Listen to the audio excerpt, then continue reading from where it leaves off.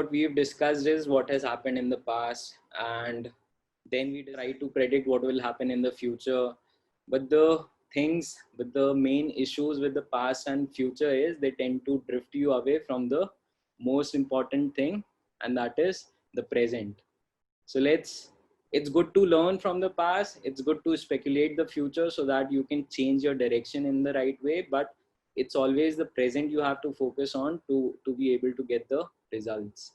So let's go to the present now. And now let's see.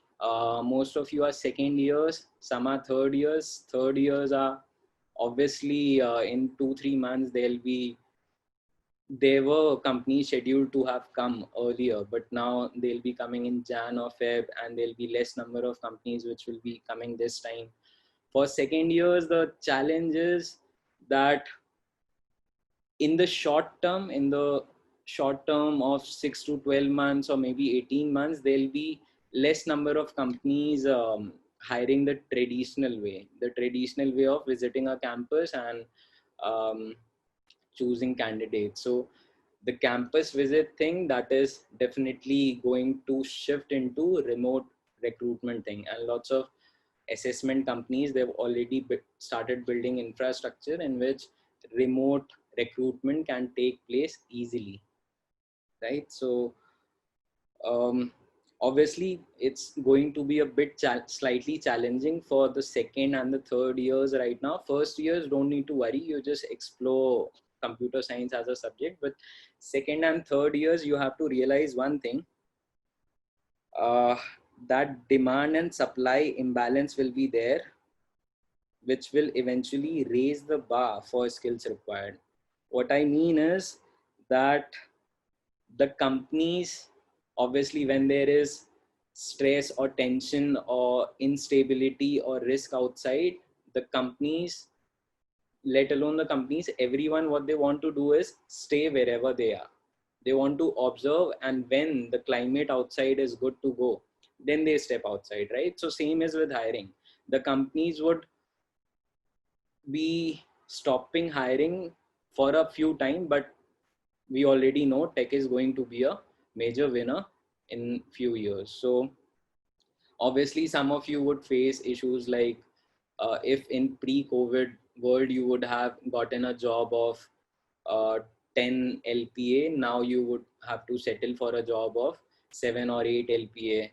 And similarly, those who deserved 7, 8 LPA would have to settle for 5 LPA.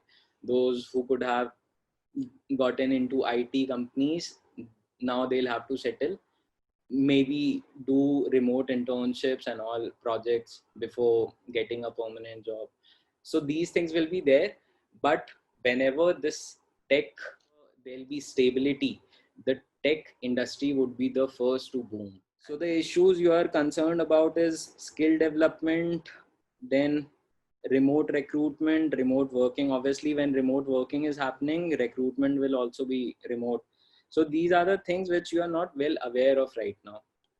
And now I want to ask another poll, that what do you think you should focus most on doing right now? Is it the skill development? Is it the doing a detailed course on COVID? Or you should look out for opportunities in remote recruitment because less companies would be visiting campus this time? Or you should work on a remote project or internship to get acquainted with it? Or do you think self-development is something you should really focus on, or any other point? So if you have answered self-development as well, I think both of them are interrelated. If you self-develop, then you will be in a better position to develop your skills and so on. And when you develop the skills, then also you self-develop. Some of you think, 20% of you think we should look out for opportunities in remote recruitment because less companies would be visiting campus this time. Very true. But definitely no one thinks remote working is something you should get used to right now, obviously, because once you enter into a company, you would obviously learn remote working. Companies will teach you how to do that. Then you should be concerned about remote recruitment. You shouldn't be. Why? Because this is not your problem. This is something which there are people like me and others who would guide you on that when the industry starts taking a shift, when there are opportunities in this segment. And it's something that the companies focus on. When the companies are going into remote recruitment mode, then this is something they work on, that what are the ways that we would be able to reach out the talent that we are looking for. So the company would definitely be able to solve this problem, reach out the talent we are looking for. But now the question is, are you a part of that pool which the company is looking for?